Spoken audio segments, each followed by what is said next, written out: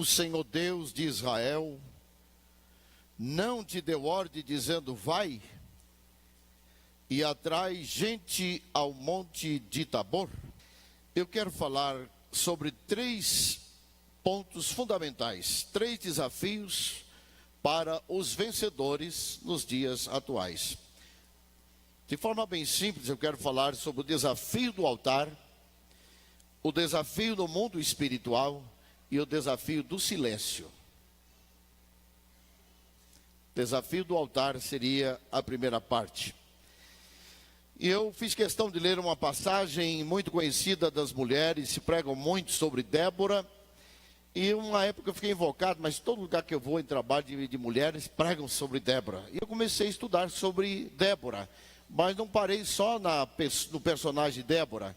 E comecei a encontrar tantas coisas ricas na história de Débora que me chamou muita atenção. Primeiro, Débora está num contexto interessante, que eu poderia ler vários versículos aqui, mas vou citar alguns. Como, por exemplo, o versículo de número 9. E disse ela: certamente irei. Depois que o frouxo do Baraque diz: eu só vou se você for comigo. E ela diz: certamente irei. E ela diz assim: porém não será tua a honra da jornada que empreendeste, ou que empreendereis. Pois a mão de uma mulher o Senhor vencerá a Sísera. E Débora se levantou e partiu com Baraque para Quedes. Versículo 9. O versículo seguinte vai dizer: então disse Débora a Baraque: levanta-te, porque este é o dia em que o Senhor tem dado a Sísera na tua mão. Porventura o Senhor não saiu adiante. Diga comigo: adiante. Aqui é um segredo maravilhoso, irmãos. Quando a gente está vendo o Salvador que está indo aqui perto da gente, alguém que está próximo da gente, é uma coisa. Mas a Débora aqui, ela teve que exercitar a fé dela, porque Deus disse: eu vou adiante, você não vai ver, mas eu vou estar na frente. Quando você chegar lá, eu já tenho arrumado o caminho. Mesmo que diz para Ciro: eu vou adiante de ti, endireitarei os caminhos tortuosos, as portas de bronze quebrarei, os ferrolhos de ferro.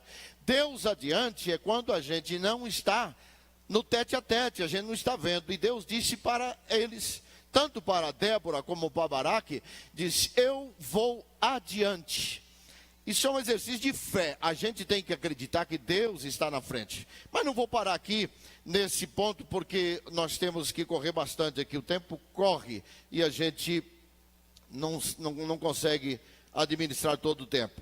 Mas veja bem, primeiro, vamos analisar um pouquinho sobre a história de Débora. Mulheres, Débora tinha tudo para dar errado. Sabe aquele tipo de gente que tem tudo para dar errado? Débora era essa mulher. Pastor, mas ela era uma mulher de oração, uma profetisa. Débora tinha tudo para dar errado. Primeiro, ela estava na 4ª posição de juiz de Israel. Depois que Josué morreu, o povo começou a pecar e cada um fazia o que dava na telha. Começaram a fazer o que queria, começou a bagunçar. E Débora está nesse contexto. Ela, em primeiro lugar, enfrenta uma cultura machista. E ela aparece no cenário. Falar de Débora como mulher vitoriosa é uma coisa, mas prestar atenção porque ela é vitoriosa é muito mais do que você pode imaginar. Então, a primeira coisa, ela enfrentava uma cultura machista. Não se agregava a mulher nesses meios, principalmente em meio de guerra.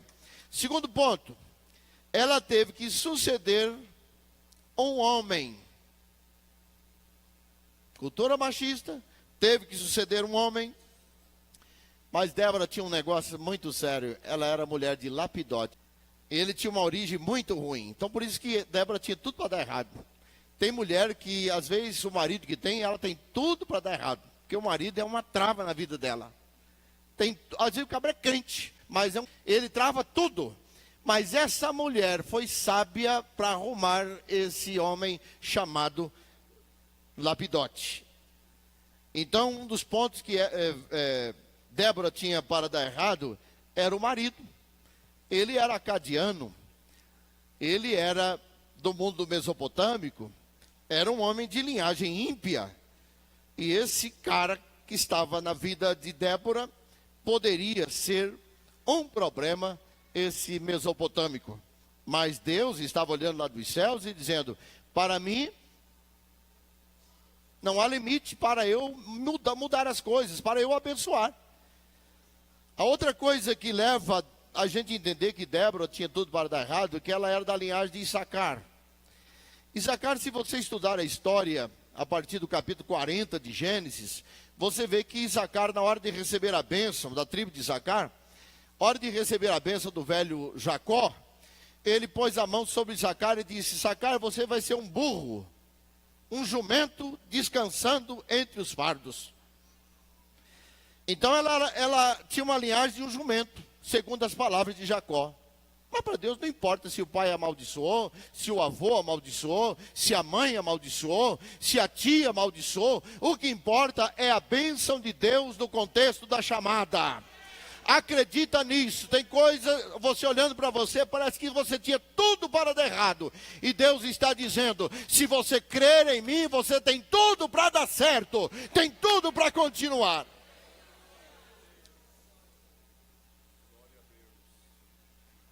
Agora, tinha mais ainda para dar errado, irmãos. É que ela lutou com um exército poderoso. A Bíblia diz que quando Débora se levantou para a batalha, ela batalhou contra um rei que tinha 900 carros de bronze. Sabe o que é isso? É mais ou menos assim. Imagina um exército com flechas e com espingardas, com coisas rudimentares nas mãos, contra um exército de guerra, contra uma frota de tanques de guerra. Era mais ou menos isso. Trocando para miúdo, é isso. Era como se Jabim tivesse 900 tanques de guerra. Ah, não tem jeito. Alguém iria olhar e dizer: tem tudo para dar errado. Você vai, mas você vai ser esmagado. Era mais ou menos como a guerra de Moshe Dayan, quando, na ressurreição em 1948, quando Israel retomou a pátria. Era mais ou menos aquilo, um povo sem armas, conduzido por um exército. O Moshe Dayan só tinha um olho, conduzido por um general de um olho só. Tudo para dar errado, irmãos. E quando a gente começa a potencializar essas nossas fraquezas, a gente tem tudo para voltar atrás. Quando a gente fala de vencedor, mulheres vencedoras, mulheres chamadas para vencer, veja bem o contexto de ser um vencedor.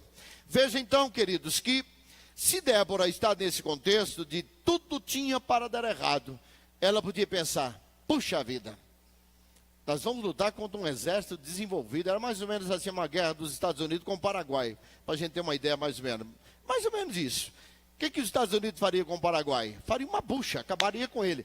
Pois é, vai Débora lá. Só que atrás desse exército pequeno, tem um exército de anjo poderoso, tem uma força ilimitada, tem um poder que nada pode barrar. Acredita nisso esta noite, minhas irmãs e meus irmãos.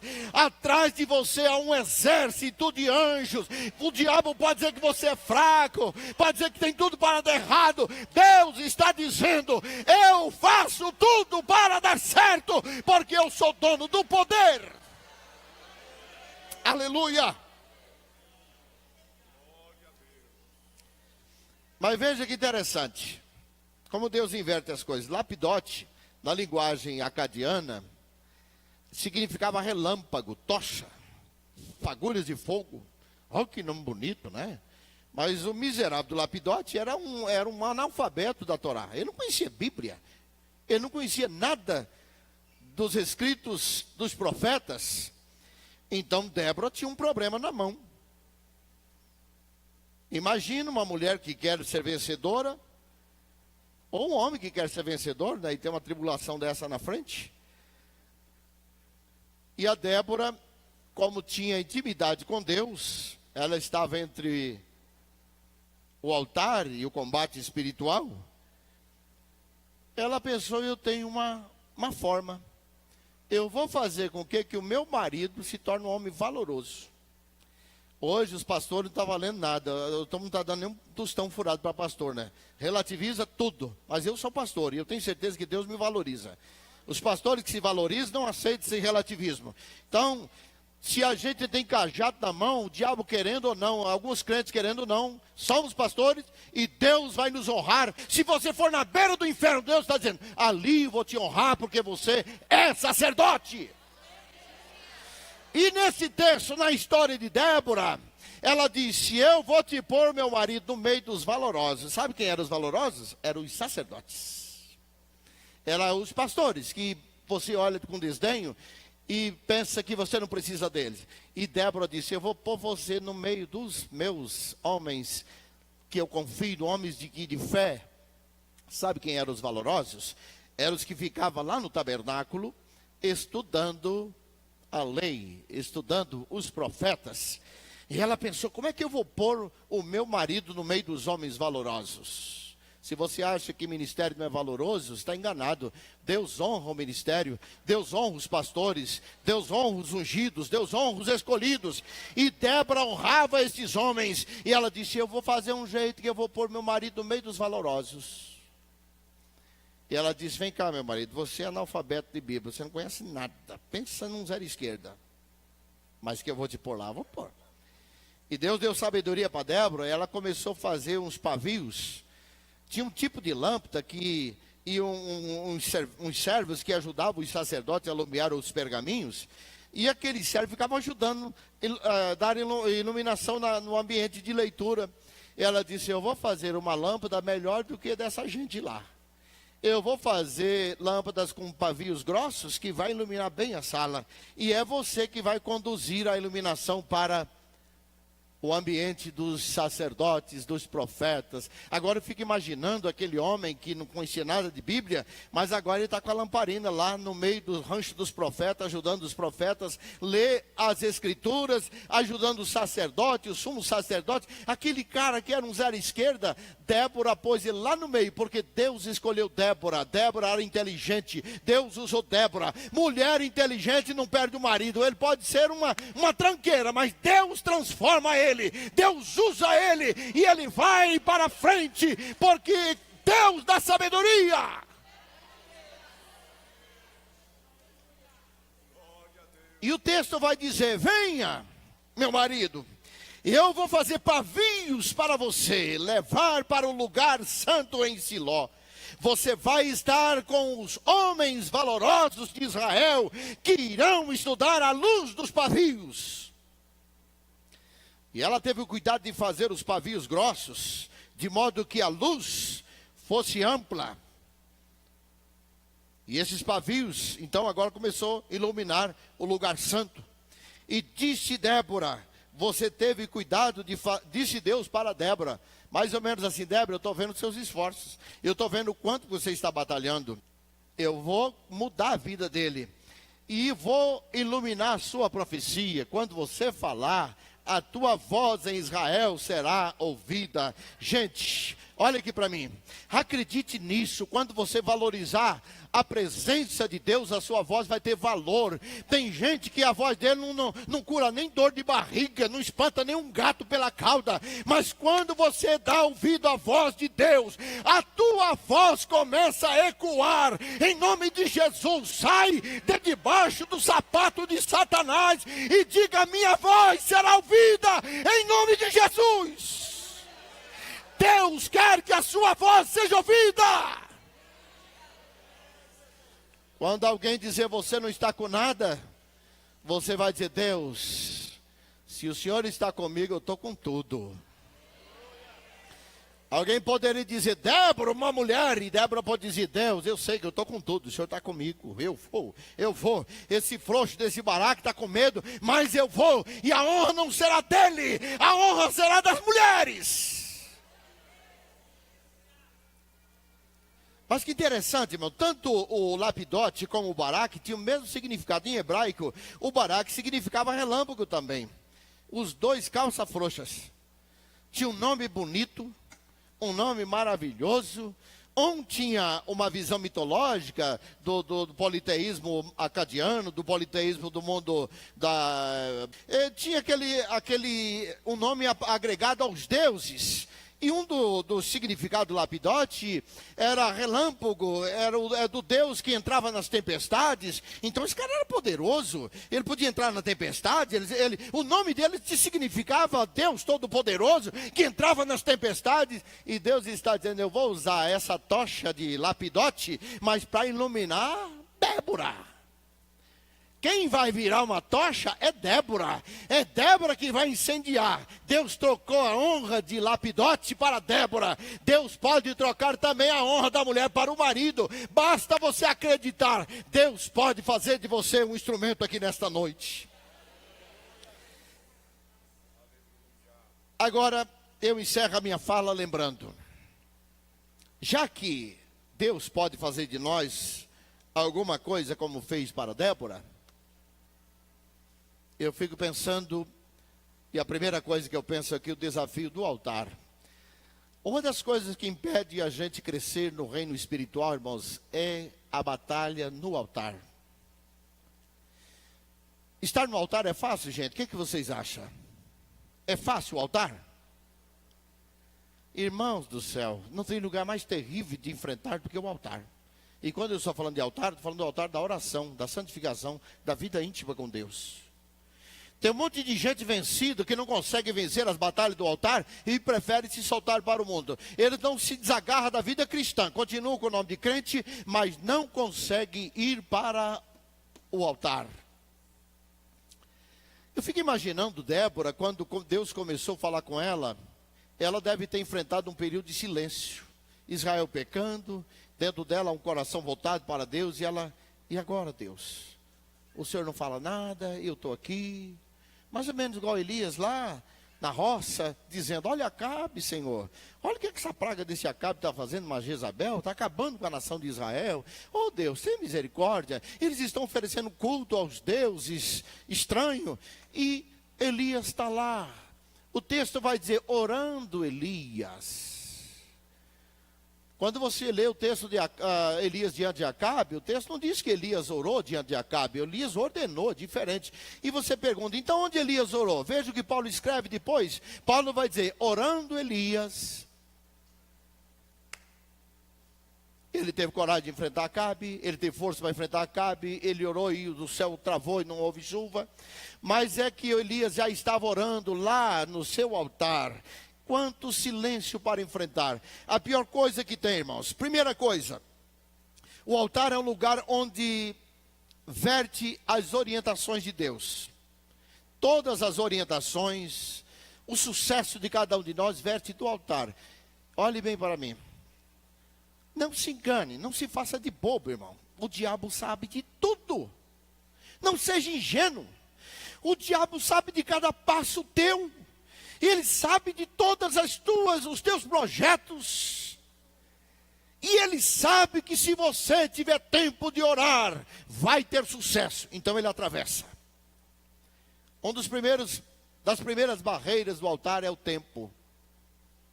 Você já ficou aflito assim, pensando, Senhor, pelo amor de Deus, eu preciso tirar um tempo para orar. Eu tenho um negócio para fazer e eu tenho que orar. O que eu faço? E não sobra tempo, irmão, você corre para lá e corre para cá. A gente arruma tempo para tudo quanto é coisa, menos para orar. E tem um monte de crente, infelizmente, que às vezes sabe um pinguinho de tempo que ele chega na igreja, dá um tempinho de orar 10 minutos, ele fica sentado nos bancos da igreja com os olhão assim, olhando para o pastor, olhando para os crentes que estão orando, e não dobra o joelho para orar, nem aqui na igreja quando sobra um tempinho. Imagina a barreira que nós enfrentamos, irmãos, entre o tempo e o altar, e Deus está dizendo, olha para o tempo é importante, e não deixa o tempo virar barreira para a oração. Barreira do trabalho. Hoje tem muitas outras barreiras, né? Barreira do celular, barreira do Facebook, barreira do Instagram, barreira Ih, meu Deus. Tem uns infelizes, uns crentes que ficam dentro da igreja com o telefone assim, ó, na hora do culto. E tem uns malacos sem vergonha que ficam mandando mensagem para outras dentro da igreja, menino para menina, não tem um pingo de temor e nem de vergonha na cara na hora do culto. E Deus está dizendo, eu vou pegar você, eu vou te torcer, eu vou torcer o teu pescoço enquanto você não aprender e vir para o altar e falar com Deus na hora da oração e na hora do culto. Está vindo um juízo de Deus aí, irmão. Deus vai torcer o pescoço de muitos crentes dentro da igreja. Tem muito crente que vai pagar caro por isso. A Bíblia diz: guarda o teu pé quando entrares à casa do Senhor. E tem um monte de crente que não está nem aí com isso. Vence esta barreira em nome de Jesus. Diga: Satanás, eu te repreendo. E eu vou orar, eu vou cultuar, eu vou falar com Deus. Antes que Deus torça o teu pescoço. Não se engane, irmãos. Não brinque com a graça. A graça também corta. A graça também sangra. A graça também quebra o pescoço. Não brinque com a graça de Deus. Deus tem limite em tudo.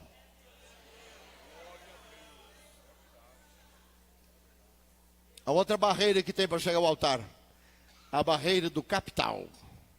A gente ora e fala: Senhor, prepara um bom emprego para o fulano. Oh Deus, põe a tua mão, faz campanha de oração, 21 dias, ele fica crente nos 21 dias, ora, e fica uma bênção, irmão. Aí Deus arruma um empregão para ele. O miserável não vem mais na igreja. Some da igreja. Cadê, irmão? Ah, pastor, eu estou trabalhando, não tem um pingo de vergonha de mentir ainda, né? Uma mentirada sem fim. Irmãos, como os crentes estão mentindo ultimamente? Vença, irmão, vença a barreira da mentira. Entre o altar tem essas barreiras, tem gente mentindo. Vence essa barreira em nome de Jesus. Pare de mentir. Você não vem para a igreja porque você está morto espiritual. Você não vem na oração porque você não consegue vencer a barreira entre você e o altar. Fala sério, irmão. Está na hora de todos nós corar um pouco, tomar um pouco de pudor e aprender que Deus não é trouxa, que Deus não é bobo, que Deus sabe de todos os nossos passos. Até o diabo sabe, irmãos, como dirá Deus. Deus conhece todos os nossos passos. E quando você está mentindo, Deus fala: sou descarado, estou vendo você mentir para o pastor. Toma vergonha, pare de mentir, vira crente, não se assemelha com o mundo. Quando Paulo diz: não vos conformeis com este mundo, Paulo está dizendo aos irmãos na cultura romana, está dizendo: não entre na forma dos romanos. Eles são mentirosos, são beberrões, eles são glutões, são prostituídos. Não entre na forma de Roma, entra na forma de Jesus Cristo de Nazaré. Deus fala conosco esta noite, irmãos. A barreira entre o templo e o altar, a barreira entre o capital e o altar, a barreira entre o carrão e o altar, a barreira entre a casa boa e o altar. E Deus está dizendo: antes do carrão, o altar; antes da casa boa, o altar; antes do casamento, o altar; antes das coisas, antes do shopping, o altar; antes do Facebook, o altar. Tira um tempo para o altar. Eu lamento se você queria ouvir uma mensagem diferente hoje, mas essa é a palavra de Deus. Vença a barreira do altar em nome de Jesus. E quando você vencer a barreira do altar, que coisa boa, irmãos, quando a gente vence a barreira. Se você vai orar no cantinho lá da tua casa, você põe um hino e você começa a falar com Deus e as lágrimas descem. Aí Jesus aparece na tua oração. Quem ora, a porta da sala do trono fica destravada. Você põe a mão na maçaneta e entra e diz: ei Deus, eu cheguei aqui, eu estou orando, eu vim falar contigo. Na sala do trono não tem chave na porta. E Deus te recebe em qualquer hora. Acredite nisso. Deus te recebe. Chore aos pés de Jesus.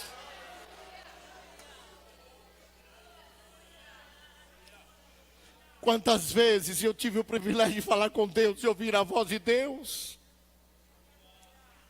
Eu me lembro uma época que eu precisava de orar. Estava numa batalha. Cheguei cansado. Eu não era integrado naquela época, eu dirigia igreja e atendia funcionário, uma vida agoniada. E eu disse: Deus, eu preciso orar de madrugada e eu não tenho forças. Me desperta de madrugada. Eu me lembro que eu estava dormindo. E quando foi 1h da madrugada, eu escutei uma voz me chamando pelo nome. E eu disse: tá bom, Senhor, eu sei quem está me chamando. É muito bom quando Deus Deixa esse espaço, nós temos intimidade com Deus e podemos chorar na presença de Deus. Chore aos pés do Senhor, vença a barreira do altar. Esta está sendo a maior miséria da igreja pós-moderna. A igreja está morrendo porque não tem altar. Os jovens estão morrendo no pecado. Cada dia temos que excluir jovens da comunhão porque não tem mais altar. Eles estão sendo desligados da comunhão, não podem mais tomar ceia porque estão casados com o pecado. Eles não conseguem se libertar do pecado porque não tem mais altar. Você internauta que está me ouvindo, busque um altar.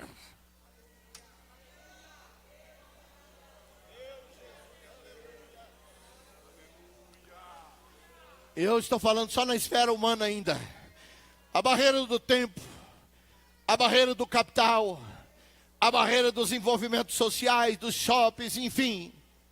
A gente passa horas no Facebook, no WhatsApp, e tem uma indisposição terrível para tirar o tempo de oração a Deus.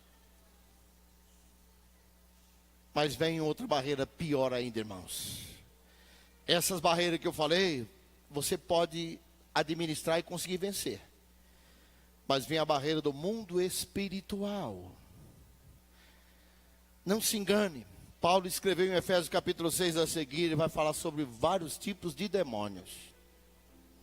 Demônios, que quando você dobra o joelho para orar, e é um negócio doido, irmãos, você dobra o joelho, parece que o diabo já vem. Quando você começa a falar com Deus, aí vem diversos tipos de várias áreas que os demônios atuam.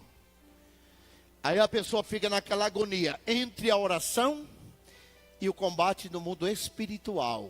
As outras coisas são palpáveis, as suas agendas você consegue entender. Mas o mundo espiritual você precisa de revelação de Deus, entender o que está agindo. O problema da igreja, se Paulo escrevesse hoje, em vez de dizer que era mais excelente o dom de profecia, ele ia dizer mais excelente a interpretação dos espíritos. Saber que tipo de espírito que está atuando. A gente fica meio perdidão, meu Deus, e agora? Paulo diz que há uma hierarquia de demônios, potestades, hostes, poderes, principados, cada um deles atua de um jeito. E exatamente quando você está no altar, eles aparecem.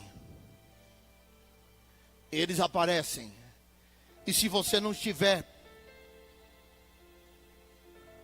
bem atento, você não consegue orar. Essa nossa geração está bêbada.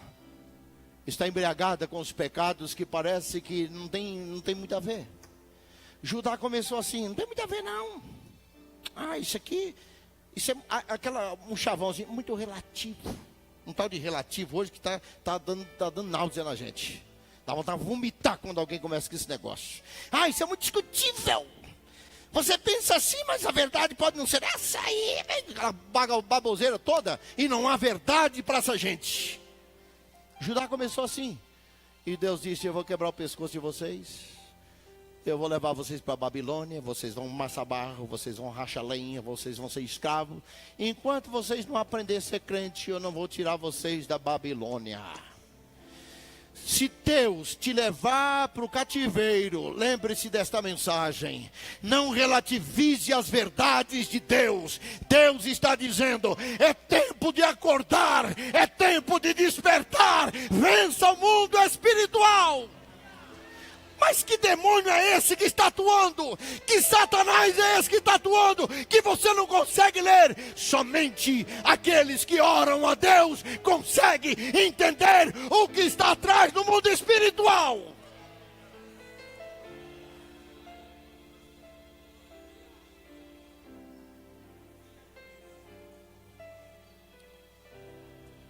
Eu lamento que tem uma boa parte dessa geração que não quer conserto. Estamos vivendo a época que a Bíblia diz, quem é limpo, limpe-se mais, quem é sujo, suja-se mais. E nós estamos vivendo no meio de uns crentes porcalhões, que estão espojando, são verdadeiros porcos lambão. Desculpa da expressão. Enquanto nós não entendermos que a palavra de Deus nos santifica, só tem duas coisas que vai fazer você ir para o céu: oração e palavra de Deus. Se você se abdicar disso, esqueça, só vai subir no arrebatamento da igreja aqueles que têm contato com Deus.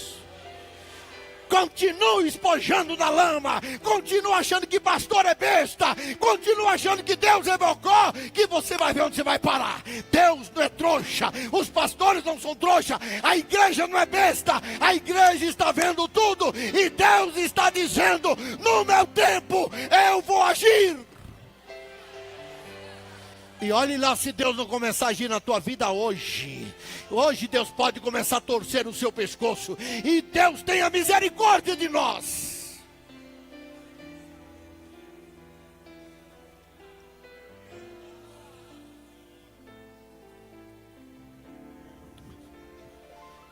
Quantos de vocês perceberam que é o diabo que não deixava vocês orar?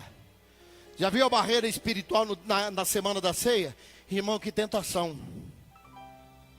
Que perturbação. Eu estava falando com o pastor Ney aqui, um dia como hoje, quem vê essas mulheres cantando tão bonito, e todas elas aqui, todo mundo unido. Eu disse que projeto, mas o Ney, é a colheita que a gente tem, um momento de alegria, porque a gente só arranca toco, irmão. A gente vive o mês inteiro arrumando coisa de crente que não tem compromisso com Deus, uma bagunçada, uma coisa arada. O crente podia estar aqui orando, ficar perturbando, daqui a pouco o pastor tem que perder hora de culto, hora de atribulado com o problema de quem não ora. E um momento como esse a gente precisa glorificar a Deus, porque alguém está fazendo alguma coisa. Está na hora de você tomar jeito e parar de perturbar o seu pastor. Está na hora de você tomar jeito e parar de perturbar a Deus. Chega, chega dessa cantaiada que acha que o mundo pode ser trazido para dentro da igreja. Deus está dizendo: eu estou dando um basta nesta bagunça e o meu nome será glorificado.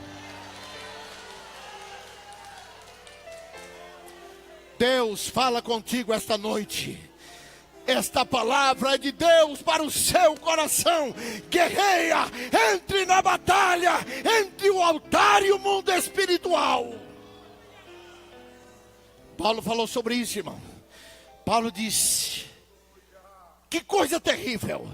O que eu quero fazer de bom eu não faço, mas o que eu não quero fazer de mal, isso faço. Batalha espiritual, guerra espiritual. A gente podia orar mais, podia visitar mais, podia consagrar mais. Deus poderia batizar mais gente com o Espírito Santo. Sabe por que Jesus não está batizando mais na igreja? Porque os crentes estão casados com o pecado. E enquanto não desfazer essa aliança, não haverá pessoas batizadas com o Espírito Santo, não haverá cura na igreja. Mas se houver arrependimento, o Senhor sarará a terra.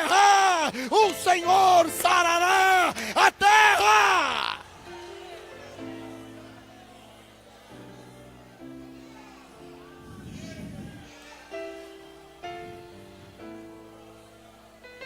Urabacandarabahas, Uramandarabagás, Turiamahas, Choramandarebias, Turiamahas.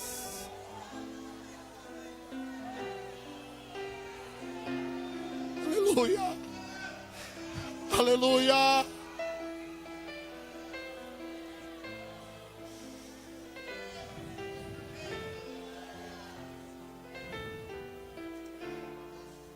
E a última coisa.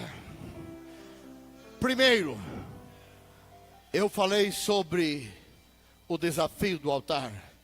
Segundo, eu falei sobre o desafio do mundo espiritual. Gostaria de ter tempo para ler os textos, mas eu quero falar do último desafio e encerrar aqui. Oh, irmãos, como dói o desafio do silêncio. Ah, mas dói demais. Eu já chorei muito diante de Deus. Deus, eu não aguento mais esse silêncio. Imagina Davi na porta da caverna de Adulão, dizendo: Senhor, quando vai romper o silêncio? Até quando? E ele sobe nas pedras das montanhas e diz: Senhor, quando virás a mim? Quando eu serei ouvido por ti? Eu não fiz nada. Saul quer me matar, eu me sinto a um passo da morte. Hoje eu estou na caverna de Adulão, mas amanhã eu posso estar na sepultura. E ele salmodia dizendo: quando virás a mim? Ei, mulheres, quantas vezes você já falou isso? Quando, Senhor, tu virás a mim? Até quando eu vou enfrentar essa batalha? Deus pode surgir de repente. O silêncio dói. Dói demais. Deixa lá na sua casa a sua mulher fazer silêncio com você. Você fica atribulado.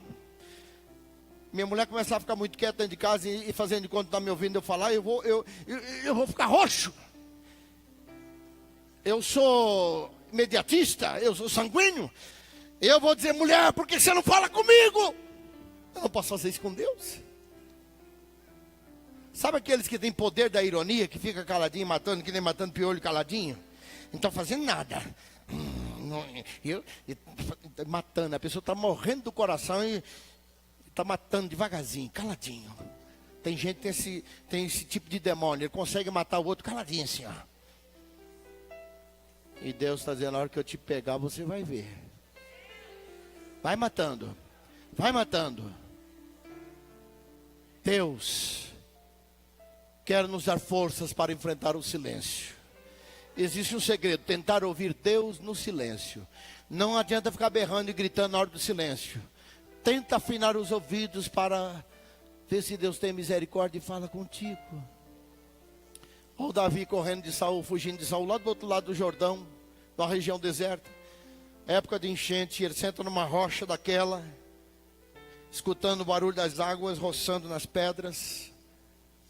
E daqui a pouco ele viu uma corça vem correndo, ansiosa por água, doida para tomar água, e sussurrando pelo caminho das pedras, e vai tomar água do Jordão. E aí ele escreve dizendo: assim como a corça anseia por águas, assim a minha alma suspira por ti, ó Deus. Quando vai romper o silêncio? Eu quero voltar para Jerusalém. E aí lembra, Deus diz: Deus, lembra que eu ia na frente da procissão, chamando a nação de Israel para o templo? Eu quero voltar para o templo, Deus. Quando entrarei no templo? E Deus está dizendo: quando eu matar Absalão, quando o caminho estiver aberto, você vai voltar para o templo. Alguém dizia: Davi, que tipo de Deus que você tem, Davi? Davi está envergonhado. Leia o texto para você ver. Davi está envergonhado. E Deus está falando com Davi, olhando uma corça. Assim como uma corça anseia pelas águas, assim suspira por ti, ó Deus, a minha alma. Quantos têm anseio de Deus? Deus não fala mais comigo, está no silêncio. E você fala: Deus, quando vai passar o deserto? E Deus está dizendo: eu estou no deserto com você. Aprenda a vencer o silêncio. Eu quero que vocês tenham fé. Guarde bem essa mensagem. O desafio do altar. O desafio no mundo espiritual. E o desafio do silêncio. Tem muita gente perdendo a guerra porque não tem mais condições de lutar. Mas Deus luta por nós esta noite. Aleluia! Deus luta por nós esta noite. Deus luta pelo seu ministério esta noite. Há quanto tempo você está dizendo: Deus, até quando? Davi passou por isso. Mas um dia Deus arrefeceu a alma de Davi. Hoje Deus pode alegrar a sua alma. Feche os teus olhos nesse momento. Cante com elas como uma oração. Põe esse hino na tela aí para nós. E nós vamos cantar. Olha que coisa bonita. Um batalhão de mulheres.